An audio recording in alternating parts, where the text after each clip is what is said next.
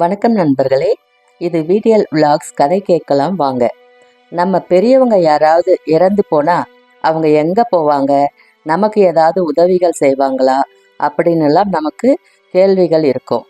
திதி கொடுக்கணுமா, அவங்க ஆத்மா சாந்தி அடைய என்ன செய்யணும்னுலாம் நாம் யோசிப்போம். அவங்க நினைவு நாளில் அவங்க பேர் சொல்லி நாம் செய்கிறது அவங்களுக்கு போய் சேரும். அவங்க மன நிம்மதியோட நமக்கு ஆசீர்வாதம் செய்வாங்க. அதனால் நம்ம லைஃப்பில் இருக்கிற தடைகள் எல்லாம் நீங்கும். இங்கே ஒரு அம்மா எப்படி அவங்க குடும்பத்தினருக்கு உதவுறாங்கன்னு பார்க்கலாம். வீடியோவுக்கு போகிறதுக்கு முன்னாடி நம்ம சேனலுக்கு சப்போர்ட் பண்ணுற அனைவருக்கும் நன்றி. ஜெய விஜயி பவ. நான் கேசவன் நாராயணன், சோழ தேசத்து அந்தணன், ஆனாலும் போர் தொழில் செய்பவன். ஞானி என் வாழ்க்கை வரலாற்றை கேட்பதிலேயே மிகவும் கூர்மையாக இருந்தார். எனக்கு சொல்ல வெட்கமாக இருந்தது. வாழ்வில் நான் கேவலமான காரியங்கள் செய்ததில்லை, கொடூரமான காரியங்கள் செய்திருக்கிறேன். ஒரு போர் வீரரின் வாழ்க்கை என்பது தொட்டியில் பூத்த மலர் போல அவ்வளவு சுகமாக இருக்காது. அவன் கள்ளிக்காட்டு மரம். சுகமான இல்வாழ்க்கையும் கடுமையான போர் வாழ்க்கையும் எனக்கு அமைந்திருந்தது.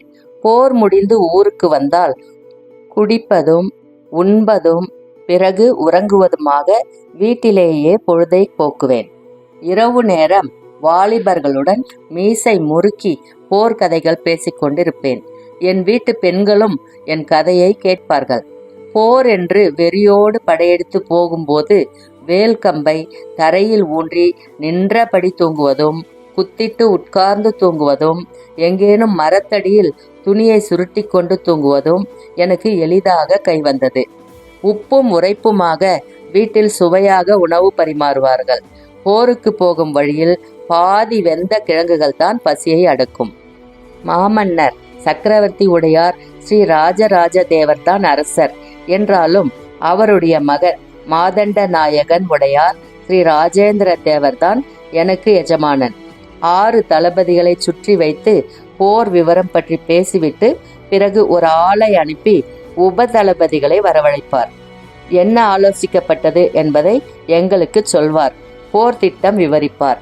மற்ற தளபதிகள் ஆஹா ஓஹோ என்று புகழ்ந்து பேசுவார்கள். நான் குறை கண்டுபிடிப்பேன். அவர் முறைத்து பார்ப்பார், உரத்து சண்டை போடுவார். நான் அசருவதில்லை. எது தவறு என்று சொல்வேன். தளபதிகள் ஓடி வந்து எடா என்று கடிந்து கொள்வார்கள். நான் பயந்ததே இல்லை. மிக பெரிய நதியை கடக்க யானைகளை வரிசையாக நிற்க வைத்து அதன் மீது பலகைகள் போட்டு படைகள் போக பாலம் அமைக்கலாம் என்று சேனாதிபதி கிருஷ்ணராமனான பிரம்மராயர் சொன்னார். அற்புதமான யோசனை என்று எல்லோரும் பாராட்டினார்கள். நான் மௌனமாக நின்றேன். மொத்த படையும் வேகமாக நடப்பதென்றால் 4 நாழிகை ஆகும். 4 நாழிகையில் மொத்த படையும் கடக்க இயலாது. பாதி படை எதிர்ப்பக்கம் போனால் வீரர்கள் எதிரி தேசத்தால் அழிக்கப்படுவார்கள் என்று சொன்னேன். அவர்கள் யோசித்தார்கள். வேறு வழி இல்லை என்று சொன்னார்கள். வேறு வழி இருக்கிறது என்று சொன்னேன். என்ன என்று கேட்டனர். இந்த நதிக்கரை ஓரமாக போனால் ஒரு இடத்தில் நதி வளைகிறது. அங்கு ஒரு கிளை நதி பிரிகிறது. கிளை நதியின் முகத்துவாரத்தை இடித்து பெரிதாக்கிவிட்டு அதை திசை திருப்பி வளைகின்ற இடத்தில் கல்லோ மண்ணோ போட்டு அடைத்துவிட்டால் நீரின் வேகம் குறையும். நீரின் வேகம் குறைந்தால் யானைகள் நிற்கும் என்று சொன்னேன். இத்திட்டம் நடைமுறைப்படுத்தப்பட்டது. எதிரிப்படை சுதாரித்து கொள்வதற்குள் 1,00,000 படை வீரர்கள் எதிர்கரையில் இறங்கிவிட்டார்கள். எதிரிப்படை பின்வாங்க சோழர் படை ஆவேசமாய் தாக்கியது. 6 நாட்கள் தயங்கி நின்ற போர் 3 நாழிகையில் ஒரு முடிவுக்கு வந்தது. 1,00,000 வீரர்களுக்கு நடுவே உடையார் ஸ்ரீ ராஜேந்திர தேவர் என்னை கட்டி தழுவிக்கொண்டார். என்ன வேண்டும் கேள் என்றார். என் மரணம் வரை உங்கள் அருகே நான் இருக்க வேண்டும். நீங்கள் எந்த ஊருக்கு போனாலும் என்னையும் உங்களுடன் அழைத்து போக வேண்டும் என்று வேண்டுகோள் விடுத்தேன். அது நிச்சயம். நான் போகுமிடமெல்லாம் நீயும் வருவாய். வேறு என்ன வேண்டும் என்று கேட்டார். தயங்கினேன். சொல் என்று தூண்டினார். என்னடா என்று இடி போல் சிரித்தார். முதல் முறை நீங்கள் தழுவிக்கொள்வீர்கள் என்று எதிர்பார்க்கவில்லை. அனுபவிக்க மறந்துவிட்டேன். ஏதோ மயக்கத்தில் இருந்துவிட்டேன். இப்போது தெளிவாக இருக்கிறேன். மறுபடியும் தயவு செய்து தழுவிக்கொள்ளுங்கள் என்று கேட்க அவர் இறுக்கமாக தழுவிக்கொண்டார். கன்னத்தில் தட்டினார், நெஞ்சில் குத்தினார். வலது காலில் இருந்த வீர கழலை கழற்றி என் கையில் மாட்டினார். நான் குனிந்து அவர் பொற்பாதங்களில் முத்தமிட்டேன். எல்லா தளபதிகளும் என்னை பொறாமையாக பார்த்தார்கள். ஞானியிடம் எதுவும் பேசாமல் என் வாழ்க்கையை திரும்பவும் அசை போட்டு அனுபவித்து கொண்டிருக்கும் போதே ஒரு பெண்மணி ஞானியை குனிந்து நமஸ்கரித்தாள். அம்மா, இங்க வந்தாச்சா என்று ஆவலோடு ஞானி கேட்டார். வந்தாச்சு, மிகுந்த சந்தோஷத்தோடு அந்த பெண்மணி பதில் சொன்னார். ரொம்ப கஷ்டப்பட்டீங்களாமா? ஞானியின் அன்பு அவர் பேச்சில் தெரிந்தது. நீங்க இருப்பீங்களே எப்பவும். அந்த அம்மாள் பதிலில் நம்பிக்கை சுடர் விட்டது. ஞானி கைகூப்பினார். அந்த பெண்மணி 83 வயது மூதாட்டி. இறந்தபோது பலவீனமாக இருந்தாள். இப்போதோ திடமாக இருக்கிறார். கண்களில் ஏதோ விண்ணப்பம் இருந்தது. என்ன வேண்டும் அம்மா? ஞானி கனிவாக கேட்டார். பேத்திக்கு கல்யாணமாகணும். பண்ணிடுவோம். எனக்கு பார்க்க கொடுத்து வைக்கல. அதனால் என்ன, அதையும் பார்ப்போம். நல்ல பையனா வேணும். செய்துடலாம். அந்த குழந்தை ரொம்ப சமத்து, நல்ல குணம், நல்லவனா கிடைக்கணும். நல்ல பையனா நிச்சயம் கிடைக்கும். ஞானி உடனடியாக சமாதானம் சொன்னார். நான் என்ன பண்ணணும்? அவளுக்கு நல்ல வரன் கிடைக்க நான் என்ன பண்ணணும்? அந்த அம்மா தவிப்போடு கேட்டாள். அங்க இருந்தா என்னம்மா செய்வீங்க? உங்க பேரை உள்ளுக்குள்ள திரும்ப திரும்ப சொல்லிட்டு இருப்பேன். உங்க பேரை தவிர நான் எதுவும் சொல்றதே இல்லை. ஞானி கைகூப்பினார். அதையே இங்கேயும் பண்ணுங்கம்மா. அங்க கண்மூடி உட்கார்ந்துருக்கிறத விட இங்க அதிக நேரம் உட்காரலாம். இன்னும் அமைதியா உட்காரலாம். அப்படி உட்கார்றது உங்க பேத்திக்கு மட்டுமில்ல, உங்களுக்கும் உதவி செய்யும். அடுத்த பிறவி எடுக்கும்போது உரமா நிற்கும். இங்கேயே இருக்கலாமா? எங்க வேணா இருக்கலாம். கண்ணை மூடிட்டா எல்லா இடமும் ஒண்ணுதானே. உங்க சந்நிதி உசத்தி இல்லையா?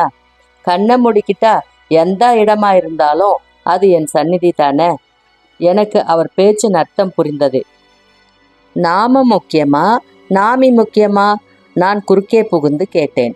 நாமம்தான் முக்கியம். ராமரை காட்டிலும் ராமரின் நாமம் உயர்வு. ராமரை பார்க்கும்போது சலனங்கள் வரும். எனவே நாமியை விட நாமம் முக்கியம். அந்த அம்மாவுக்கும் புரிந்துவிட்டது. சற்று தொலைவாக போய் அமர்ந்து கொண்டாள். அவள் மனம் ஒருமுகப்பட்டது. இந்த மனோநிலை கீழே இருப்பவருக்கு உதவி செய்யுமா? நிச்சயம் செய்யும். எப்படி? கீழே இந்த அம்மாவின் ஆசை அவர் பேத்திக்கு நல்ல இடத்தில் திருமணம் செய்ய உதவும். மாப்பிள்ள யாருன்னாவது பார்த்துட்டு சாகுறேனே என்று அந்த அம்மா மகனிடம் புலம்பியிருக்கிறாள். மகனும் முயற்சித்தான். ஆனால் வேலை வரவில்லை. அந்த அம்மாள் இந்த மனக்குறையோடு தான் மரணம் அடைந்தாள். அவளுக்கு மறுபிறப்பு எடுக்க வேண்டுமென்றோ மேலே சொர்க்கத்துக்கு போக வேண்டுமென்றோ ஆசை இல்லை. பேத்தியின் திருமணம் நல்லபடி நடக்க வேண்டும் என்பது மட்டுமே குறிக்கோள். அந்த அம்மாவின் பேத்திக்கு திருமணம் நடந்து விடுமா? நிச்சயம். இவர் முயற்சியால் ஏற்படுமா? இங்கிருந்தபடி இவர் தன் பேத்திக்கு நல்ல கணவனை தேர்ந்தெடுப்பார். அந்த இளைஞனை பேத்தியை நோக்கி வரும்படி இவரே செய்வார்.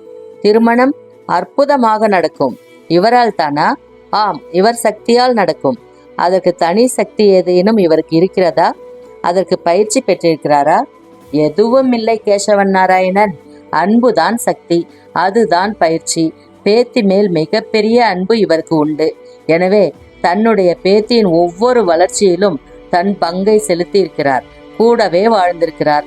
பேத்தியின் பாட்டும் பேச்சும் சிரிப்பும் அவர் மனதை கொள்ளை கொண்டிருக்கின்றன. பேத்தியும் தன் முழு அன்பையும் பாட்டி மீது செலுத்தியிருக்கிறார். அற்புதமான உறவு. அதனால்தான் இறந்த பிறகு இன்னும் பலப்பட்டுள்ளது. அந்த பேத்திக்கு தான் செய்ய வேண்டிய கடமையாக அவர் அந்த திருமணத்தை நினைத்து கொண்டிருக்கிறார். எனவே திருமணம் வெகு விரைவில் நடைபெறும். திருமணத்திற்கான உதவிகளும் நடக்குமா? ஆம், மகனின் பலத்தை பெருக்குவாள். அதற்கான நல்ல சூழலை கொண்டு வருவாள். நல்ல நண்பர்களை அவனிடம் அனுப்பி வைப்பாள். எல்லாவித உதவிகளும் அவர் கேட்டோ கேட்காமலோ அவர்கள் தரக்கூடும். அவை அனைத்திற்கும் இவரே காரணமாவார். அந்த வலிமை இவருக்கு எப்படி ஏற்பட்டது? இவர் செய்த புண்ணியங்கள். பல்லாயிரக்கணக்கான குழந்தைகளுக்கு வாழ்வின் பெரும் பகுதியில் பாடம் நடத்தியிருக்கிறார். ஆசிரியையாக மட்டுமல்லாது படிக்கும் மாணவர்களிடம் ஆறுதலாக இருந்திருக்கிறார். மனமாற ஆசீர்வதித்திருக்கிறார். பல ஆண் குழந்தைகளுக்கு வாழ்விற்கு வழிகாட்டியாக இருந்திருக்கிறார். பல பெண் குழந்தைகள் இவரை போற்றி வணங்கி இருக்கிறார்கள். அந்த வணக்கமெல்லாம் வாழ்த்தாக, சக்தியாக இவருக்கு மாறியிருக்கிறது. அந்த சக்தி அனைத்தையும் தன் பேத்திக்காக இவர் செலவழிப்பார். அப்படியானால் இவருக்கு வேடிக்கை பார். சொல்லுங்கள் ஞானியாரே, நான் விடாது கேட்டேன். கர்ணன் எல்லா புண்ணியங்களையும் கிருஷ்ணருக்கு தான் கொடுத்தான். சாகிற நேரத்திலும் கொடுத்து விட்டான். அப்படி எல்லா புண்ணியமும் தானம் கொடுத்ததால் மரணம் ஏற்பட்டது. ஆமாம் ஞானியரே, ஆனால் மரணத்துக்கு பின் மிக உன்னதமான பதவியை அடைந்தான். அது எதனால்? கொடுத்த தானத்தினாலா? நான் கேட்டேன். ஆமாம், இவருடைய புண்ணியம் மொத்தத்தையும் பேத்தியின் தலையிலே இறக்கி அவளுக்கு நல்ல இடத்தில் திருமணம் நடக்க வேண்டுமென உள்ளுக்குள் ஏங்குவாள். அது நடக்கும். நான் தொலைவில் அமர்ந்திருந்த அந்த அம்மாவை நோக்கி கைகூப்பினேன். அவர் முழுமையான தபஸ்வியாய் தன் சக்தி அனைத்தையும் பூமியில் பரப்பிக் கொண்டிருந்தார். அவர் வீட்டில் நிறைய நல்ல விஷயங்கள் நல்ல விதமாக நகரத் துவங்கின. உங்க மக கல்யாணத்தை பத்தி கவலைப்படாதீங்க சார், நான் இருக்கேன். என்ன உதவி வேணும்னாலும் கேளுங்க, நான் செய்கிறேன். யாரோ புதிதாய் அறிமுகமானவர் அந்த அம்மாவின் மகனிடம் பேசிக்கொண்டிருந்தார். அந்த மகனுக்கு ஒரே திகைப்பு. நம்புவதா வேண்டாமா என்று வியப்பு. நான் ஞானியை பார்த்தேன். அந்த அம்மாவின் மகனும் எனக்கு பிரியமானவன்தான் என்று சொன்னார். அவரும் கைதூக்கி உதவி செய்ய வந்தவரையும் உதவிக்காக நின்றவரையும் ஆசீர்வதித்தார். என்ன நண்பர்களே, நம்ம குடும்பத்துல கூட யாராவது பெரியவங்க இறந்து போயிருந்தாங்கன்னா நம்ம வீட்டில் நடக்கிற எல்லா நல்ல விஷயத்துக்கும் முன்னாடி அவங்களுக்கு ஒரு பூஜை போட்டு வணங்கி ஆசீர்வாதம் வாங்குறது ரொம்ப நல்ல விஷயம். இந்த எபிசோட் நான் சொல்ற விதம் உங்களுக்கு பிடிச்சிருந்தா தொடர்ந்து சப்போர்ட் பண்ணுங்க. டிப்ஸ் சொல்லிடலாமா? நமக்கு மேல ஒரு சக்தி நம்முடன் தொடர்பில் உள்ளது. நம்ம டே டு டே லைஃப்ல ஏதாவது ஒரு சூழலில் முடிவெடுக்க முடியாம திணறுவோம். அந்த நேரத்துல அதற்கான விடை யார் மூலமாவது நமக்கு கிடைக்கும். அது நல்ல முடிவா கூட இருக்கும். அதை ஏத்துக்க நாம் தயாரா இருக்கணும். இந்த எபிசோட் பிடிச்சிருந்தா லைக், ஷேர் பண்ணி சப்ஸ்கிரைப் பண்ணுங்க. கூடவே பெல் ஐக்கானையும் டச் பண்ணுங்க. அப்பதான் நான் போடுற வீடியோஸ் உங்களுக்கு உடனுக்குடன் உங்களுக்கு நோட்டிஃபிகேஷன்ல காட்டும். மீண்டும் அடுத்த வீடியோவில் சந்திப்போம். நன்றி, வணக்கம்.